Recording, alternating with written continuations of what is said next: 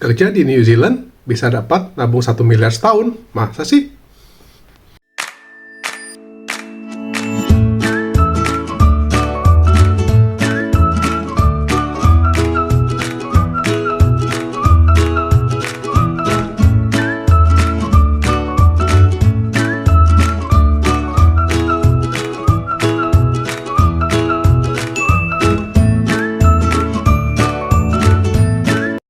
Oke, Oracle Friends, balik lagi ya bersama Coconut Life, channel dari orang Indonesia yang tinggal di New Zealand.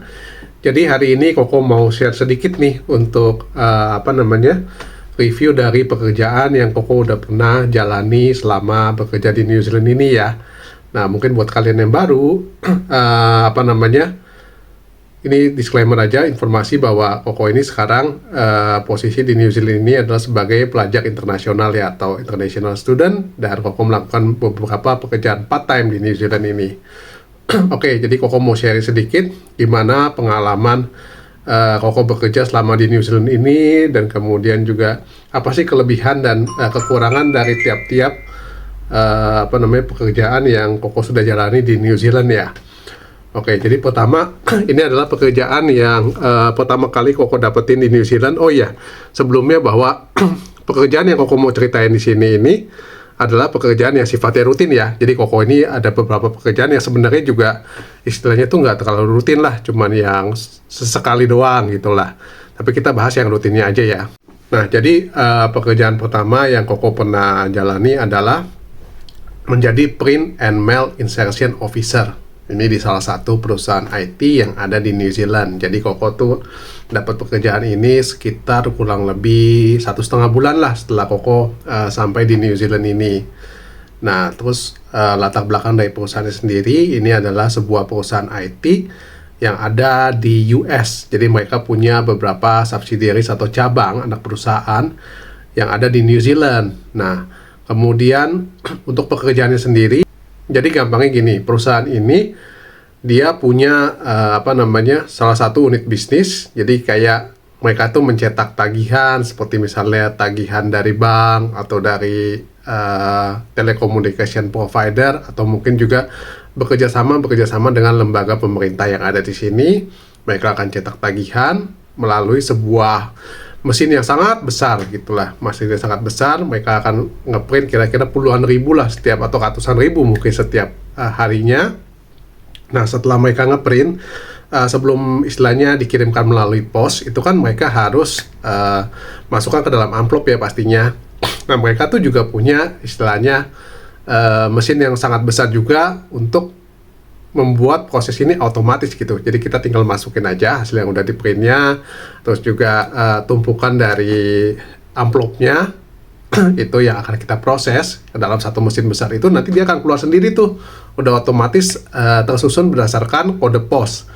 Nah, setelah amplop yang sudah terisi dengan statement-statement ini keluar dari mesin itu, nah disinilah tugas Koko. Jadi Koko akan istilahnya masukkan surat-surat itu, banyak surat itu ke dalam sebuah wadah ya, kayak semacam tray gitulah, dari masing-masing jenis posnya. Jadi kalau di Indonesia mungkin kayak ada JNE atau mungkin Tiki gitu, nanti mereka ada tray-nya sendiri tuh, kita masukin.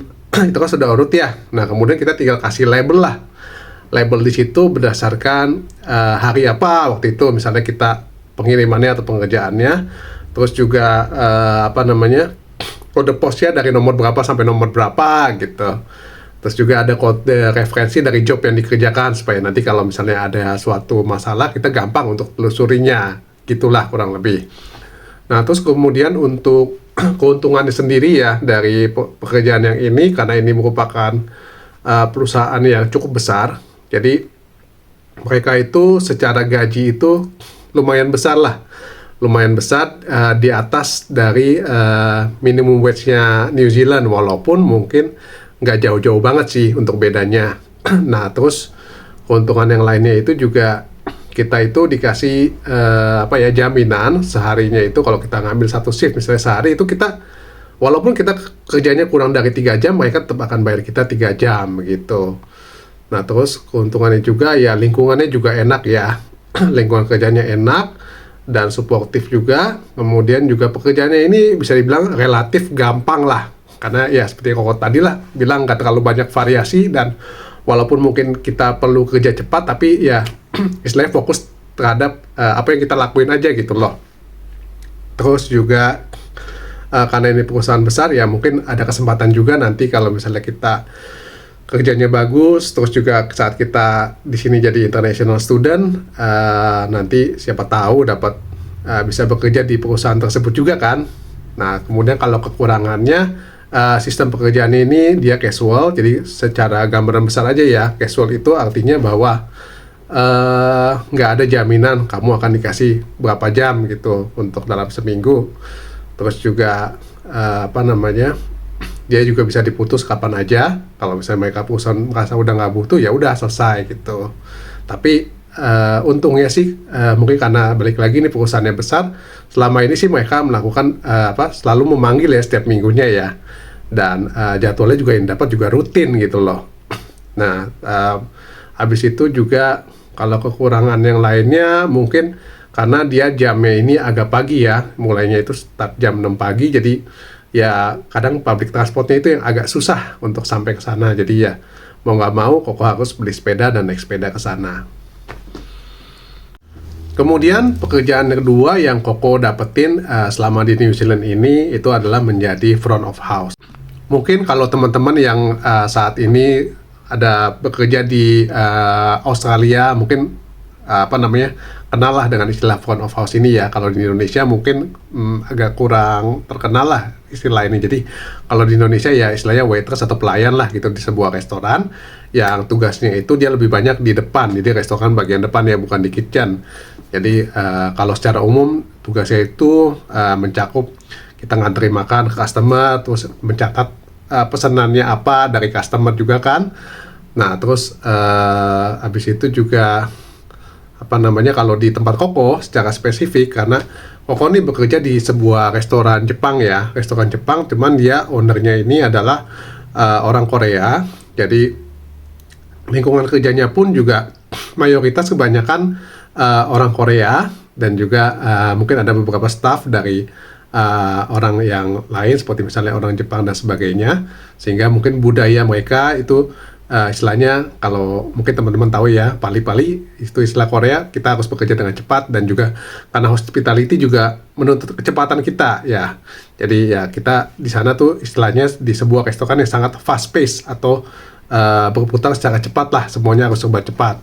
Nah kemudian Koko tuh bekerja di sebuah perusahaan di sebuah restoran Jepang, di mana itu sistemnya itu adalah grill. Jadi kalau di Indonesia mungkin kayak Hanamasa atau Gyukaku. Nah, cuman kalau misalnya di Hanamasa atau Gyukaku kan itu kalau nggak salah grillannya pakainya gas ya. Nah, kalau ini pakainya itu charcoal. Charcoal itu adalah arang. Nah, jadi tugas Koko salah satunya itu adalah menyiapkan arang. Jadi kalian tahu kan arang itu kan bentuknya berupa potongan-potongan. Kita masukin ke dalam suatu wadah, kita susun arangnya itu, kemudian kita istilahnya taruh di dalam sebuah kompor. Nah nanti arang itu akan panas. Nah setelah panas ya udah kita masukin ke satu set gitulah namanya. Jadi buat kita sajin ke customer nanti. Nah habis itu setelah itu siap, kita bawa tuh ke depan. Nah setelah kita bawa ke depan, kita sajin ke depan customer, kita siapin semuanya, semua peralatan-peralatannya untuk customer makan. Itu salah satunya. Nah kemudian untuk kelebihan ataupun kekurangannya, kelebihannya di sini adalah karena Koko bekerja di restoran. Nah, jadi kalau misalnya Koko suatu saat mau makan di restoran itu ada staff diskon lah ya. Walaupun Koko sih nggak pernah makan karena restorannya bisa dibilang harganya cukup mahal ya untuk di New Zealand ini. Nah, terus salah satu keuntungannya ini adalah permanent part time. Jadi salah satu keuntungan permanent part time, kalau misalnya beda dengan casual tadi, jadi permanent part time itu kita dapat jatah cuti. Itu salah satu keuntungannya. Terus kalau keuntungan lainnya ya secara lingkungan, environment-nya, walaupun ya kita perlu cepat-cepat, tapi ya karena teman-temannya baik, atasannya baik pun, jadi istilahnya itu menjadi suatu kayak keuntungan lah buat kita. Jadi kita ketika bekerja di sana nggak terlalu merasa tertekan lah, seperti itu. Nah, terus kalau untuk kekurangannya sendiri, ya itu tadi ya seperti Koko sampaikan bahwa kita harus bekerja dengan sangat cepat di sana. Kalau misalnya kita lambat, ya konsekuensinya nanti orderan-orderan dari karyawan-karyawannya itu akan orderan-orderan dari customer-nya itu akan tertunda gitu. Nah, terus kekurangan lainnya itu adalah karena bisnis hospitality ini, bisnis restoran ini kan tergantung ya, kadang ada masanya lagi rame atau masanya lagi sepi, yaitu kekurangannya adalah kadang-kadang shift kita tuh cuman pendek gitu dalam satu hari kerja itu, dan juga kadang-kadang bisa juga kalau misalnya memang sepi banget, restoran manajernya udah tahu ya shift kita bisa di cancel, itu aja sih. Tapi ya overall cukup menyenangkan lah bekerja di sana. Dan kemudian yang ketiga, salah satu kekurangannya karena restoran ini adalah hospitality, biasa kita akan di roster gitu. Jadi kita dapat kerjanya hari apa aja, dan setiap minggunya itu akan berubah. Jadi kita nggak bisa tahu nih kita masuk hari apa gitu. Dari sebelum-sebelumnya kita akan tahu kira-kira 1 minggu atau 2 minggu sebelumnya lah kita akan masuk hari apa aja. Itu aja kekurangannya. Jadi kalau misalnya kita mau merencanakan sesuatu, jadi harus nunggu itu dulu. Itu aja sih. Nah, kemudian untuk tempat kerja yang ketiga, ini adalah Koko menjadi seorang retail assistant di salah satu toko souvenir di airport. Nah, mungkin kalau di Indonesia istilahnya ya jaga toko lah. Kalau misalnya kalian ke mall-mall gitu kan pasti ada dong yang ngejaga toko. Nah, jadi ini tempat kerjanya ini lokasinya itu di airport. Kemudian dia punya 2 toko di atas dan di bawah gitu. Jadi tugasnya kurang lebih ya sebenarnya simpel aja sih. Kalau misalnya ada customer datang, ya kita akan proses pembayarannya mulai dari scan produk, kemudian juga proses pembayarannya sampai customer bayar.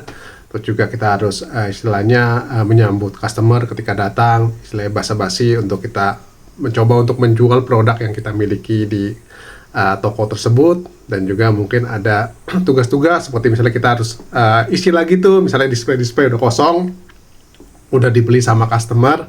Ya kurang lebih seperti itu sih. Secara umum ya untuk pekerjaan ini bisa dibilang cukup enak sih, karena untuk ritme kerjanya nggak terlalu perlu cepat-cepat banget. Terus juga kita juga istilahnya punya teman banyak gitu kan dari berbagai negara, karena ya seperti kalian tahu lah ketika kita bekerja di airport yang diharapkan kan customer kita adalah dari berbagai negara, sehingga kita bisa kalau misalnya kita dalam toko tersebut ada orang yang bisa berbagai bahasa, ya itu lebih bagus. Jadi ya enaknya kita bisa mengenal orang dari berbagai negara lah. Nah, kemudian untuk kelebihan dan kekurangannya, kalau kelebihannya sendiri untuk shift di retail assistant ini, dia ini shiftnya cukup panjang. Jadi sehari itu minimal kita bisa dapat 1,5 jam, atau yang paling panjangnya kita bisa dapat 9,5 jam. Jadi tergantung kita bekerja itu di siang, pagi, atau malam hari gitu. Bukan malam sih, sampai tutup lah istilahnya, karena itu beda-beda porsinya. Nah, terus abis itu juga keuntungannya seperti Koko tadi bilang, kita bisa jadi kenal berbagai orang-orang di seluruh orang-orang dari berbagai negara lah gitu. Terus juga load kerjanya juga nggak terlalu capek-capek banget lah istilahnya. Terus apa lagi ya untuk kelebihannya? Oh ya, kadang-kadang ya kita bisa dapat staff diskon juga untuk barang-barang yang ada di toko kita. Itu juga salah satu keuntungannya. Kalau kekurangannya mungkin yang Koko rasain, karena itu toko kan ada di airport ya. Jadi kadang-kadang tuh Koko harus masuk ya subuh-subuh gitu loh. Kayak misalnya kalau misalnya kita dapat shiftnya opening, itu Koko harus masuk jam 4 pagi tuh. Bisa dibayangin jam 4 subuh datang masih ngantuk-ngantuk. Itu kekurangannya sih. Tapi ada keuntungannya juga sih. Jadi siang kita udah selesai, bisa segera pulang gitu. Terus kalau kekurangan lainnya ini mirip seperti yang di shift shift restoran, karena kita casual ya. Casual ini kita jadi kita nggak tahu nih kita udah bakal dapat berapa shift dalam seminggu, terus juga hari apa aja gitu tiap minggunya. yang kita akan dapat itu semua tergantung dari kebutuhan dari tokonya sendiri. Itu aja sih kurang lebih. Nah, kemudian untuk menjawab pertanyaan dari teman-teman yang mungkin dari tadi sudah bertanya-tanya nih karena dari thumbnail atau judul dari video ini, apakah Koko pakai visa working holiday visa? Jawabannya tidak ya, karena Koko di sini sebagai international student. Jadi Koko punya hak kerja untuk bekerja 20 jam per minggu ketika studinya sedang dilakukan, dan ketika libur itu Koko bisa bekerja full time. Nah, kemudian pertanyaannya kedua yang mungkin ditanya adalah apakah bisa nabung 1 miliar setahun melalui jalur ini atau bekerja di New Zealand? Kayaknya kalau Koko rasa walaupun kita bekerja full time pun sulit ya untuk nabung bisa sampai 1 miliar per tahun, karena ya seperti kita tahu lah bahwa di New Zealand ini untuk biaya hidupnya juga lumayan tinggi. Bahkan ini di New Zealand ini biaya hidupnya lebih tinggi dibandingkan di Australia. Nah, jadi agak sulit kalau misalnya kalian berharap bisa nabung 1 miliar per tahun gitu loh. Oke, dan terakhir, kalau misalnya kalian ada mau tanya-tanya apa tentang New Zealand, atau mungkin kalian ada yang rencana mau studi ke New Zealand, khususnya kalian ke daerah Christchurch atau ke daerah Lincoln, di daerah Canterbury lah, kalian bisa komen di bawah ya, kalian mau tanya apa aja. Mungkin kalau misalnya ramai, kita akan bikin sesi Q&A, dan kedepannya kalau misalnya channel ini ramai juga, Koko ada rencana untuk membuat sebuah video yang menceritakan tentang bagaimana cara untuk dapat pekerjaan di New Zealand. Kalau kalian baru pertama kali ke sini, mungkin ya kalian ada yang rencana mau ambil student visa ke sini, mau belajar lagi di sini, khususnya di daerah Canterbury. Kemudian juga mungkin tips-tips mengenai persiapan apa aja sih yang mungkin kalian perlu lakuin di Indonesia. Terus juga tipe-tipe pekerjaan atau ya tipe-tipe pekerjaan di New Zealand seperti apa. Terus kemudian tips and tripsnya untuk bisa dapat pekerjaan pertama di New Zealand itu gimana. Ya, nanti Koko akan buat setelah Coconut Life ini, channel Coconut Life ini mencapai 1000 subscriber ya. Jadi kalian tolong bantu untuk subscribe dan juga untuk like, komen, dan juga sebarin ke teman-teman kalian ya, supaya video ini ramai dan juga semakin banyak yang mungkin menjangkau, video ini bisa menjangkau banyak orang dan jadi semakin cepat untuk kita merealisasikan video tersebut ya. Oke, sekian dulu friends untuk video hari ini. Jangan lupa untuk like, comment, subscribe seperti yang tadi Koko bilang ya. Sampai jumpa di next video. Bye-bye.